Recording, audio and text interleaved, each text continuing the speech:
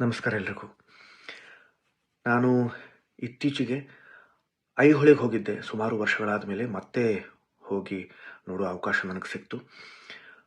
ನಮ್ಮೆಲ್ಲರಿಗೂ ಗೊತ್ತಿರೋ ಹಾಗೆ ಅದು ನಮ್ಮ ಕರ್ನಾಟಕದ ಅತ್ಯದ್ಭುತ ಆ, ವಾಸ್ತುಶಿಲ್ಪಗಳಲ್ಲಿ ಹಾಗೂ ಮಹತ್ವದ ಐತಿಹಾಸಿಕ ಕ್ಷೇತ್ರಗಳಲ್ಲಿ ಒಂದು. ನೋಡಿ ಬಹಳ ಸಂತೋಷ ಆಯಿತು ಒಂದು ಕಡೆ, ಆದರೆ ಇನ್ನೊಂದು ಕಡೆ ತುಂಬ ಬೇಸರ ಆಯಿತು. ಯಾಕೆ ಅಂತ ಹೇಳಿದ್ರೆ ಅಲ್ಲಲ್ಲಿ ಸಾಕಷ್ಟು ಬಿರುಕುಗಳು ಬಿದ್ದಿದ್ದಾವೆ. ಜೊತೆಗೆ ಇದು ಮರಳುಗಲ್ಲು ಆಗಿರೋದ್ರಿಂದ ಆ, ಕಾಲಾಂತರದಲ್ಲಿ ಅದು ಆ ಕಲ್ಲು ಸವಿತಾ ಬಂದಿದೆ. ಅಲ್ಲಲ್ಲಿ ನಾವು ಪುಡಿ ಕೂಡ ನೋಡಬಹುದು. ಈ ವಿಡಿಯೋ ಮುಖಾಂತರ ನಾನು ಕೆಲವು ಛಾಯಾಚಿತ್ರಗಳನ್ನು ಹಂಚಿಕೊಳ್ತಾ ಇದ್ದೀನಿ ತಮ್ಮ ಗಮನಕ್ಕೆ.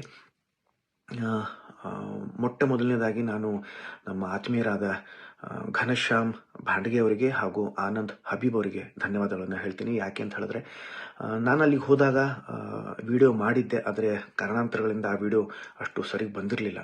ಹಾಗಾಗಿ ಇವತ್ತು ಕರೆ ಮಾಡಿ ಅವ್ರನ್ನ ಕೇಳಿಕೊಂಡೆ, ನಾನು ಕೆಲವು ಛಾಯಾಚಿತ್ರಗಳನ್ನು ಕಳಿಸ್ಕೊಡಬಹುದಾ ಅಂತ. ಖಂಡಿತ ಅಂತ ಅವರೇ ಬಾಗಲಕೋಟೆಯಿಂದ ಅಲ್ಲಿವರೆಗೂ ಹೋಗಿ ಒಂದಿಷ್ಟು ಛಾಯಾಚಿತ್ರಗಳನ್ನು ಕಳಿಸ್ಕೊಟ್ಟಿದ್ದಾರೆ. ಹಾಗಾಗಿ ಅವರಿಗೆ ನಾನು ಧನ್ಯವಾದಗಳನ್ನು ಹೇಳ್ತೀನಿ. ಹಾಗೆ ನಮ್ಮ ಕರ್ನಾಟಕ ಸರ್ಕಾರಕ್ಕೆ ಹಾಗೂ ನಮ್ಮ ಪುರಾತತ್ವ ಇಲಾಖೆಗೆ ಈ ವಿಡಿಯೋ ಮುಖಾಂತರ ಕೈ ಮುಗಿದು ಕಳಕಳಿಯಿಂದ ಕೇಳ್ಕೊತೀನಿ, ದಯವಿಟ್ಟು ಈ ವಿಡಿಯೋನ ತಾವು ನೋಡಿ ಹಾಗೆಯೇ ಇದರತ್ತ ಗಮನ ಹರಿಸಿ ಆದಷ್ಟು ಬೇಗ ಇದನ್ನು ಸರಿಪಡಿಸಿ. ಯಾಕಂತಂದರೆ ನಮ್ಮ ಮೇಲೆ ಸಾಕಷ್ಟು ಜವಾಬ್ದಾರಿ ಇದೆ.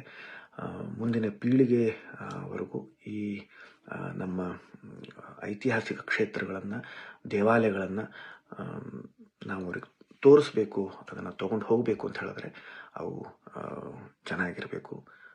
ಹಾಗಾಗಿ ದಯವಿಟ್ಟು ಇದರತ್ತ ಗಮನ ಹರಿಸಿ. ಧನ್ಯವಾದಗಳು.